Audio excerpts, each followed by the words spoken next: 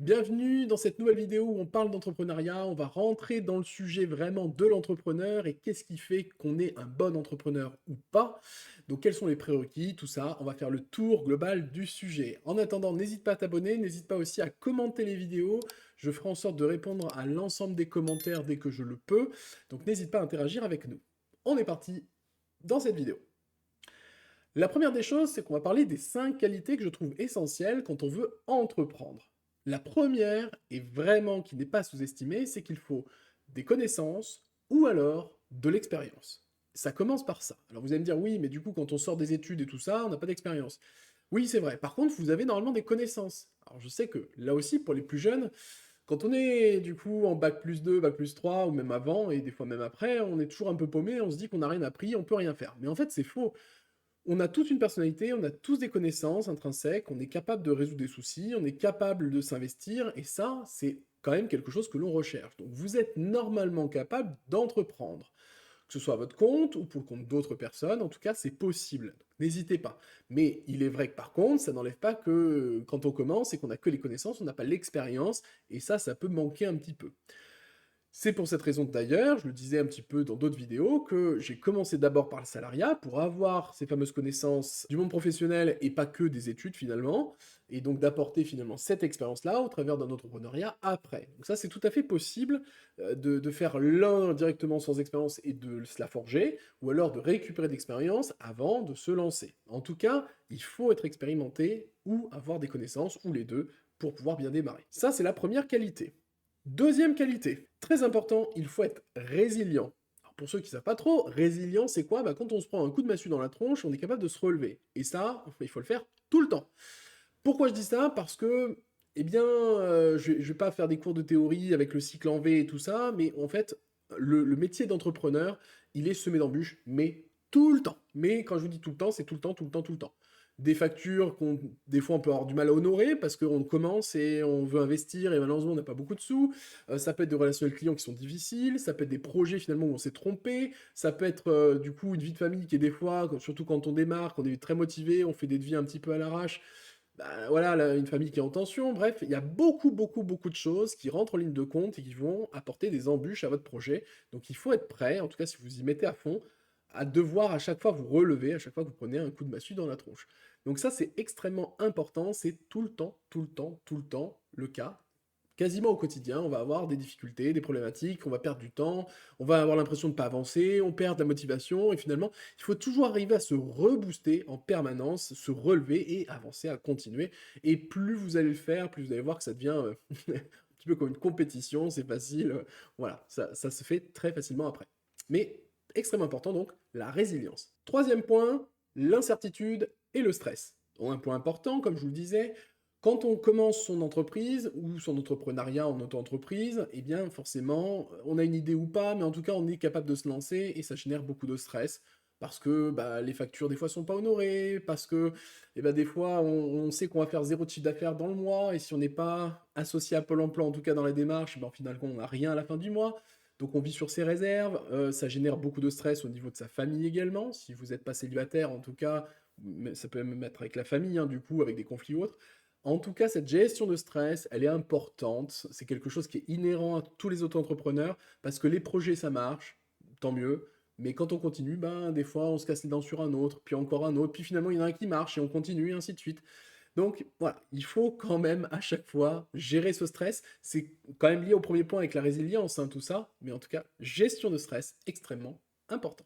Quatrième point, l'autonomie. Comme je vous le disais, un des inconvénients à l'entrepreneuriat, c'est que souvent on est seul, donc forcément il faut être très autonome.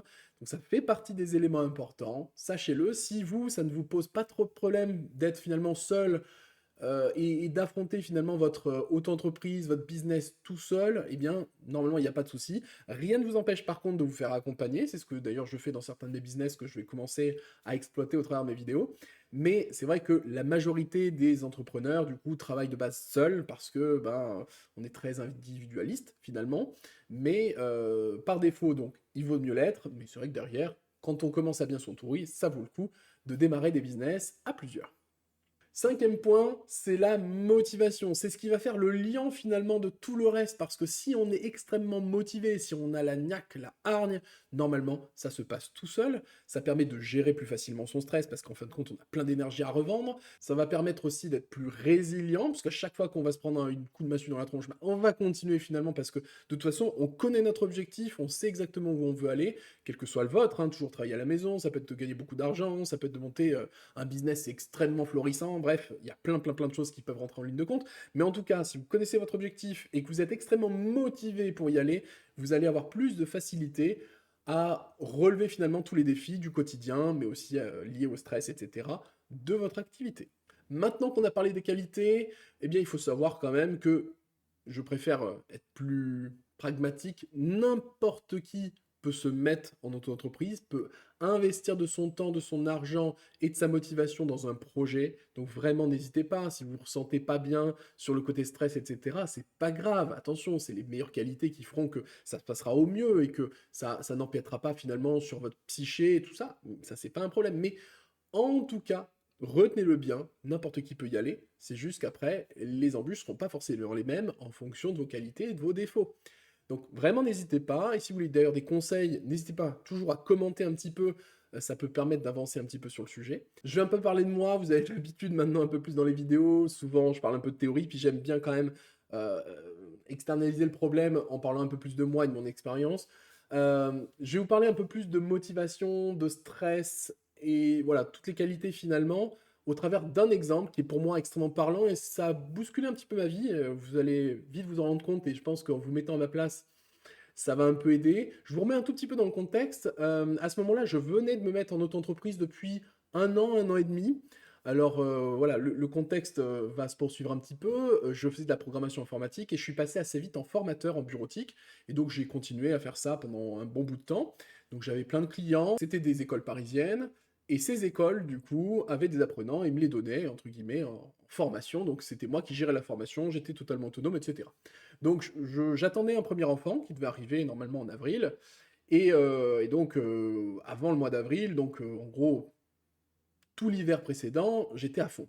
À fond, je faisais 8h, 22, et puis du coup, des fois même pendant la nuit, je travaillais parce que j'avais d'autres choses en parallèle, des programmations notamment, que je gardais la nuit parce que toute la journée, j'étais avec des gens en formation.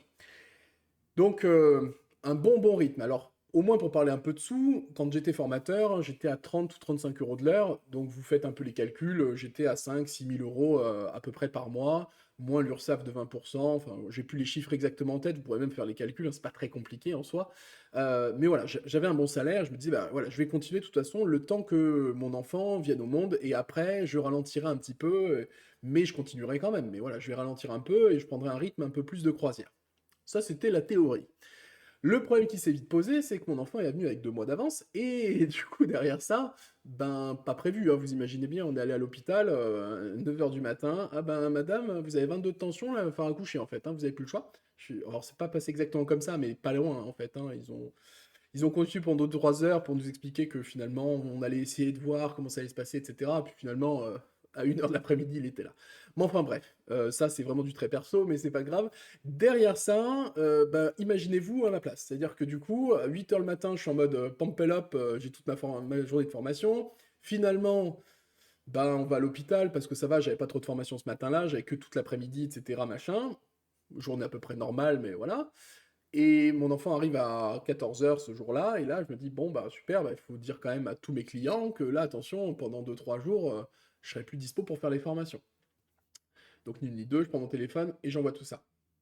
Derrière ça, en général, mes clients étaient plutôt cool. Ah ouais, pas de problème, prends soin de ta famille, ta ta ta ta ta.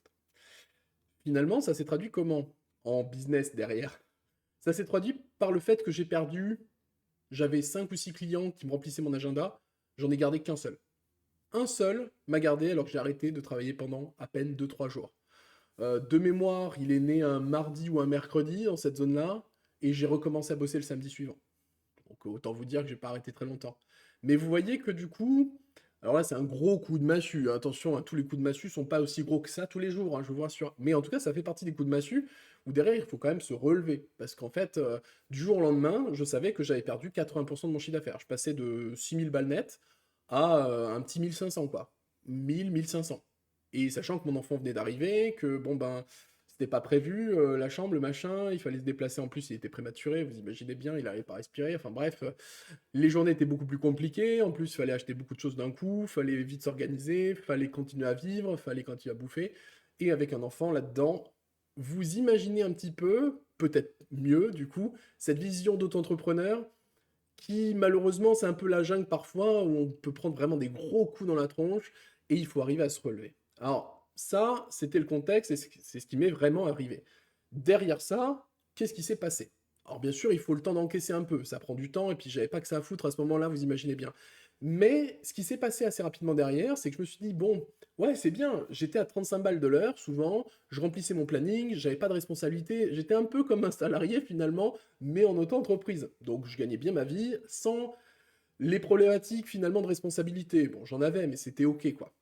Et je me suis dit quand même, le truc, c'est que je sais que les formations étaient à 100 balles de l'heure. Sauf que moi j'étais à 30 quoi. Donc 30, 35. Donc je me dis, bon bah finalement, pourquoi moi je serais pas à 100? Pourquoi je ferais pas mon propre organisme de formation?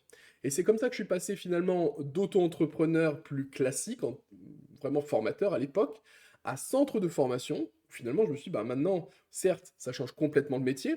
Je n'attends plus des apprenants qui viennent avec mes clients, je vais directement les chercher, les fidéliser, leur faire des devis, contractualiser le truc, faire les formations, faire toute la démarche qui va derrière parce que c'est réglementé, mais au moins je serai à 100 balles de l'heure, ou des fois plus, des fois moins, enfin peu importe, en tout cas c'était l'idée que je m'en faisais. Et donc, j'ai monté, à partir de ce moment-là, finalement, mon centre de formation, et c'est comme ça que j'ai réussi à m'en relever, finalement. Alors que peut-être, il y a plein de gens qui se diraient, bon bah j'arrête ce business-là, je vais faire autre chose, et je vais faire carrément un autre domaine, où je vais reprendre un CDI, parce que ce sera plus facile, le temps de faire la transition, par exemple. Chacun voit midi à sa porte. Moi, j'ai continué parce que je voulais absolument continuer à être chez moi et de faire en sorte de pouvoir faire vivre ma famille comme ça. Et c'était ma manière de passer le cap finalement et de me relever après ce grand coup de fusil que j'ai pris à ce moment-là. Bref, désolé, une bonne expérience qui a duré un moment, désolé pour ça. En tout cas, j'espère que ça vous a plu, que ça vous a donné des idées et que derrière ça va vous motiver finalement peut-être à vous lancer, sait-on jamais. N'oubliez pas toujours de commenter les vidéos, de liker et pourquoi pas de vous abonner. Et on se dit à la prochaine pour une prochaine vidéo.